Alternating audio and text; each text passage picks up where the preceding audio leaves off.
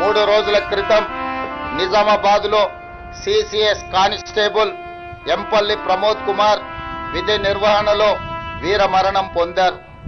భర్త ప్రమోద్ను పోగొట్టుకున్న అతని భార్య ప్రణీతకు అతి చిన్న వయసులోనే తండ్రిని కోల్పోయిన అతని 3 కుమారులకు వారి కుటుంబానికి ప్రభుత్వం అండగా ఉంటుంది. వారి కుటుంబానికి 1 కోటి రూపాయల ఎక్స్ గ్రేషియా, అమరుడైన కానిస్టేబుల్ పదవి విరమణకు వచ్చే లాస్ట్ పే ట్రాన్స్ శాలరీతో పాటు కుటుంబ సభ్యులలో ఒకరికి ప్రభుత్వ ఉద్యోగం, 300 గజాల ఇంటి స్థలం మంజూరు రాష్ట్ర ప్రభుత్వం చేస్తుంది.